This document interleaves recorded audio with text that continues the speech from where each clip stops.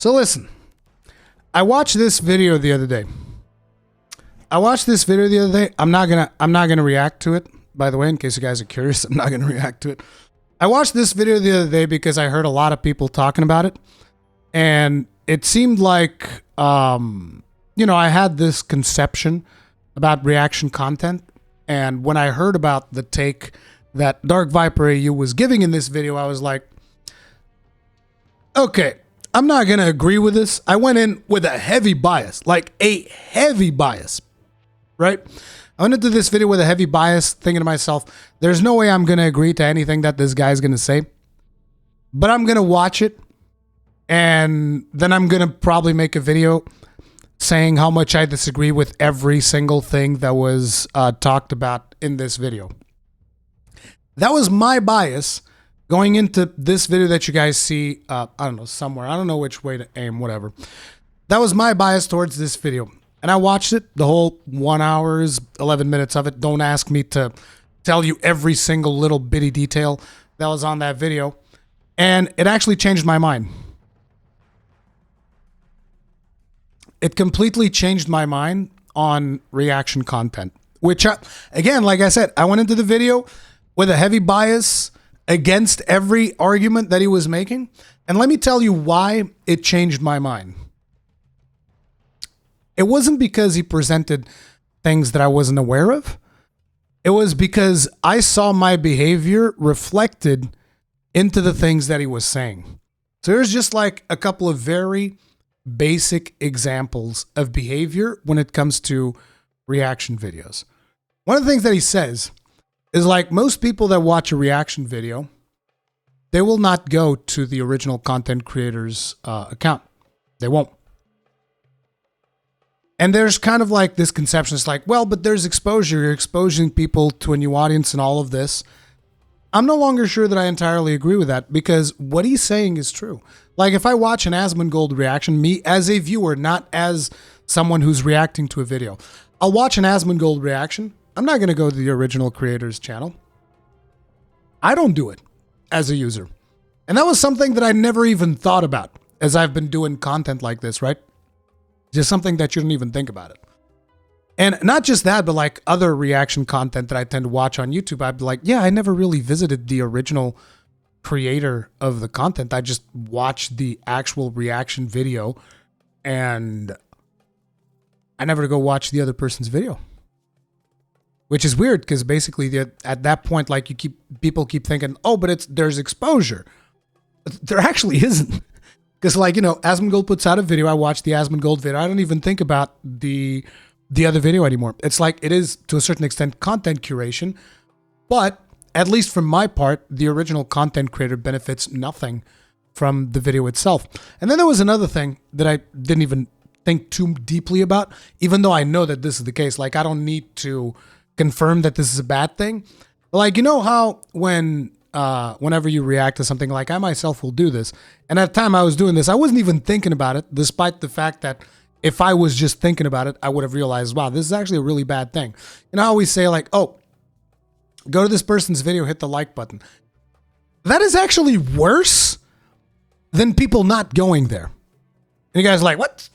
What do you mean? How can that be worse? Yeah, it's worse.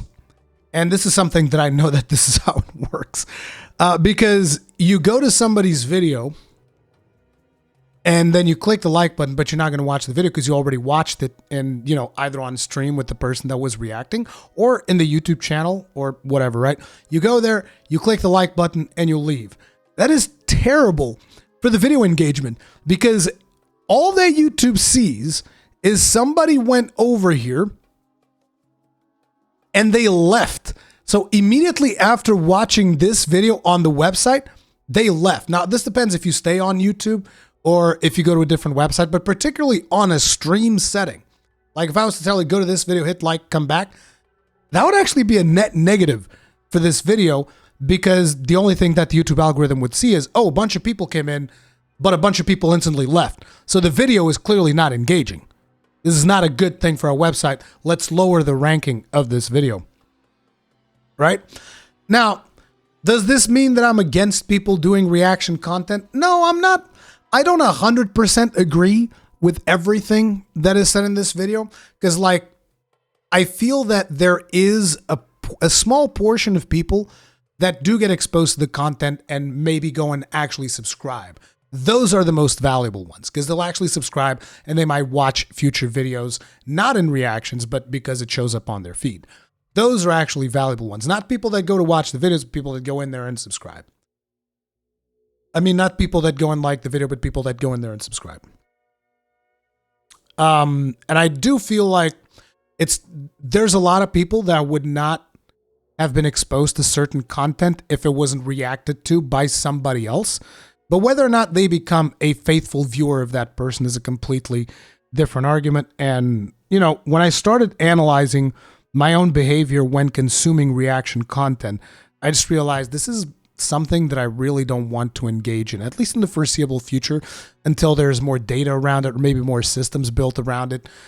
I don't know. But I did started feeling, it feels kind of dirty. It really does.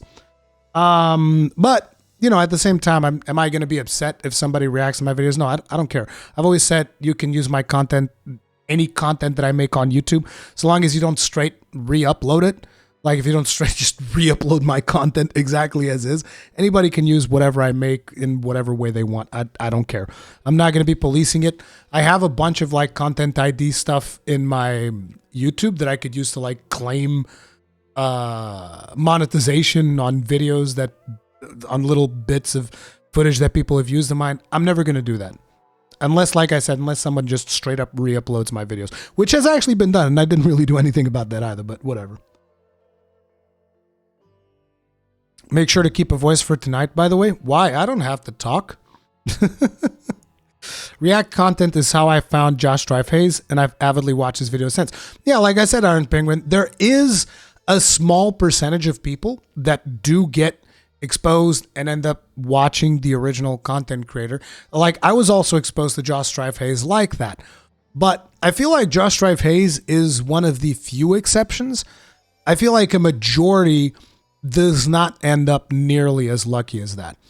So I'm going to avoid reacting to full-on videos. Like I might bring up small portions of a video and direct you guys towards the video if you want to watch more, which is a completely different way of doing things. But full-on reaction videos, I think I'm probably going to be done with those.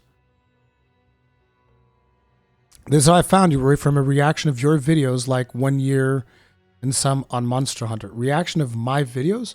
What, me reacting to myself? It's weird. I've seen some content creators ask reactors to apply a watermark to the video if they want to react to it. I don't know. I think that after I actually watched this video, and you know, like I said, I went into it with a huge bias.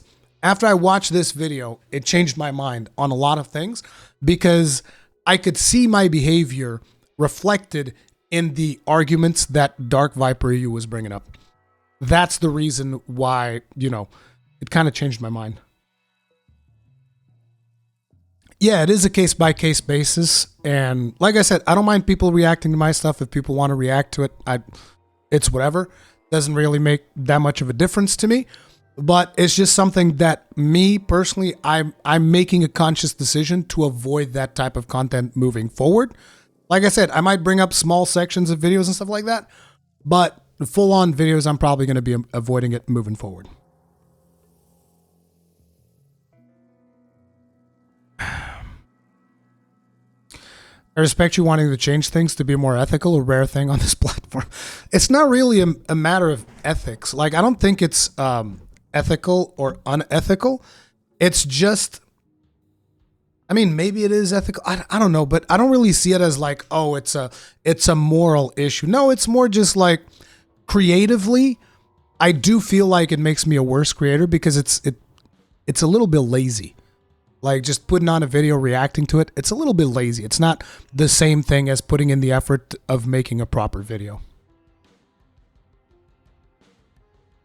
But like I said, this does not mean that I'm against reactors. As a matter of fact, I don't agree with the thumbnail here. Reactors, the professional parasites. But I understand why he put that thumbnail because, listen, when it comes to getting views on YouTube, it's all about two things. Your title and your thumbnail. That's it. And so the thumbnail is extremely eye-catching.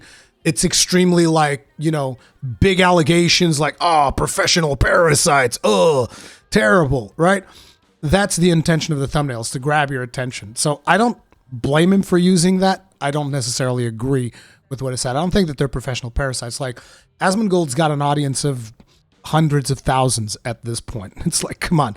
Not all of that comes from reaction content. He just has a solid personality. At least I think so. Some people don't agree with me. It's whatever. But I do feel like Asmongold does have an interesting personality, that he's got a lot of charisma and he knows how to do what he does. So it's not just about reacting to content. It's about, you know, his personality as well. Now, XQC's personality. Rurikhan feels like forever since I got to see you live. Hope all is well and the voice has full healed. As for XQC, his content is not my kind of content. I can't even understand what the damn Zoomer is saying half the time. It's just like, dude speaks way too fucking fast, dude. My processing speed, it can't keep up with that shit, man. I want to be a boomer. I don't want to be a Zoomer, right?